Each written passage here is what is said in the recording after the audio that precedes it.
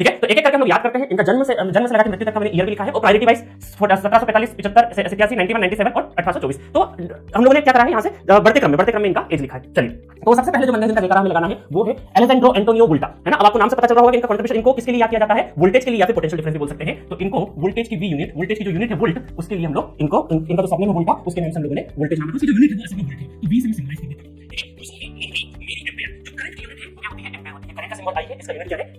तीसरे है George semen ohms, ये 1787 में पैदा हुए, 1854 में मर गए, है ना। ये सब मैंने ईयर लिखे हुए। अब ओम ने क्या किया है, एक तो ओम्स लॉ दिया है, एक ओम्स लॉ है ना, बहुत फेमस है ओम्स लॉ। और दूसरा क्या दिया है, इनके स्मरण में हमने क्या किया है, रेजिस्टेंस की यूनिट जो है वो हम लोगों ने ओम रखी है। रेजिस्टेंस की यूनिट क्या रखी है, ओम रखी है। फोर्थ नंबर पे आते हैं हमारे माइकल फैराडे, इनको कौन नहीं जानता, पूरा इलेक्ट्रिकल मशीन इन्हीं के भरोसे है ना। तो आने वाले टाइम में इनका इंपॉर्टेंस और अच्छे से जानने को मिलेगा। बट अभी जो फैराड है, जो कैपेसिटेंस की यूनिट है, जो फैराड कैपेसिटेंस यूनिट क्या होती है, फैराड, वो इनके नाम से हम लोगों ने दी है। यहाँ पे रेजिस्टेंस की यूनिट ओम्स के इनके सरनेम के हिसाब से हमने दी है। देन आपके आते हैं जोसेफ हेनरी, इंडक्टेंस की जो यूनिट है हेनरी, वो इनके नाम पे हम लोगों ने दी है। सिंबल लिख रहा हूं इंडक्टेंस का, ठीक है। नेक्स्ट आपका ये तो मेन होगा, जो 5 है ये सबसे ज्यादा मेन है। छठे नंबर पे है गुस्ताव रॉबर्ट किरचॉफ, इन्होंने किरचॉफ के 2 लॉ दिए हैं, KCL Kirchhoff current law and Kirchhoff voltage law. In 2 law के हिसाब से नेटवर्क थ्योरी का बेसिक स्ट्रक्चर डिजाइन होता है, उसकी सॉल्विंग टेक्निक डेवलप होती है इस नेटवर्क। अब देखिए क्या होता है नेटवर्क थ्योरी, कोई नेटवर्क बनेगा। अब नेटवर्क किन किन चीजों से बनेगा, देखिएगा ध्यान से। नेटवर्क बनेगा आपका, नेटवर्क बनेगा वोल्टेज, करंट, रेजिस्टेंस, कैपेसिटेंस और इंडक्टेंस। पूरे नेटवर्क में voltage, current, resistance, inductance and capacitance, ये 1 2 3 4 5 एलिमेंट आपको प्रेजेंट रहेंगे, 5 एलिमेंट प्रेजेंट रहेंगे। और इनसे इन पांचों को लेकर कोई ना कोई एक नेटवर्क डिजाइन होगा। उस नेटवर्क को जो सॉल्व करेंगे वो किसकी हेल्प से करेंगे, KCL, KVL, KVL Kirchhoff voltage law, KCL, KVL and Ohm's law की हेल्प से हम लोग उस सर्किट को सॉल्व करेंगे या नेटवर्क को सॉल्व करेंगे। ठीक है, समझ में आया। तो अब इनका जल्दी से जयकारा लगा दीजिए और इनको पता होना चाहिए। अब मैं जैसे जैसे ये लेक्चर सीरीज आगे बढ़ेगी तो इनका कुछ स्टोरी भी आपको बताऊंगा, रियल लाइफ स्टोरी, कुछ ऐसे इंसिडेंट रहे जो मोटिवेट करते हैं हमें, है ना। माइकल फैराडे की भी एक स्टोरी जिससे हमको मोटिवेशन मिलता है। तो वो बाय द टाइम जब इनकी बारी आएगी तो वहां पे मैं आपको सुनाया करूंगा, जिससे कि आपका थोड़ा सा मन लगा रहेगा, मोटिवेशन आएगा अपनी जिंदगी में क्या किया है ना। किसी की लाइफ से इंस्पिरेशन, उससे अच्छा कोई मोटिवेशन नहीं हो सकता, है ना। हर किसी की लाइफ में कुछ ना कुछ चीज सीखने के लिए होती है। चलिए आगे बढ़ें हम लोग।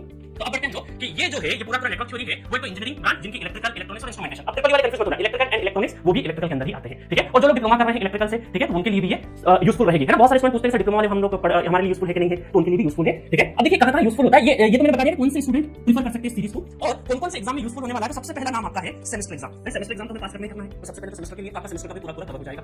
दूसरा है GATE examination, ESC examination, IAS examination, optional बहुत सारे इलेक्ट्रिकल लेते हैं, वहां भी काम आता है। बीआरसी कुछ पीएससी होते हैं जो अपने इंडिविजुअल जो ऑर्गेनाइजेशन है इंडिविजुअल एग्जाम कंडक्ट करवाते हैं, उसमें है BARC, ISRO, BHEL, HPCL and other PSC, जो भी टाइम पे क्या होता है अलग-अलग लोग एग्जाम कंडक्ट करवाते हैं, उनमें भी सबसे अच्छा खासा वेटेज होता है नेटवर्क थ्योरी का। देन आपका स्टेट ई, असिस्टेंट इंजीनियर, स्टेट लेवल का असिस्टेंट इंजीनियर, बहुत सारे जॉब स्टूडेंट जो जेईई है ऑलरेडी वो एई की तैयारी करना चाहते हैं, लेक्चर सीरीज उनके लिए भी यूजफुल है। एसएससी जेईई की तैयारी करना चाहते हैं तो भी इंपॉर्टेंट है। स्टेट जेईई और एग्जैक्ट जितनी भी आपकी टेक्निकल स्ट्रीम जहां पे ये एलिजिबिलिटी क्राइटेरिया आ जाता है, ये जितना भी एलिजिबिलिटी क्राइटेरिया आ जाएगा वहां पे कोई सा भी एग्जाम उठा के देख लो, नेटवर्क थ्योरी आना ही आना है। तो बिना नेटवर्क थ्योरी के बाकी सब्जेक्ट्स अधूरे हैं।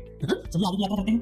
नेक्स्ट इन्फॉर्मेशन कि मेन जो नेटवर्क, अब देखिए बहुत सारे एग्जाम्स हैं, अब सबके अपने इंडिविजुअल सिलेबस हो सकते हैं, जिसमें कुछ चीजें होगी, मान लीजिए बीएचईएल का कोई एग्जाम होता है, एचपीसीएल का कोई एग्जाम होता है, ठीक है, या ईएससी का एग्जाम है या असिस्टेंट एई का किसी अलग-अलग स्टेट का अलग एग्जाम होता है, तो उसमें कुछ ना कुछ पर्टिकुलर सिलेबस देते हैं। तो मैं सबके सिलेबस के अकॉर्डिंग पढ़ाऊंगा तो क्या हो जाएगा, मेशअप हो जाएगा। तो होता क्या है मैं आपको बताता हूं कि इन सारे एग्जाम्स का जो सिलेबस है वो लगभग 90% जो होता है वो गेट एग्जामिनेशन के अकॉर्डिंग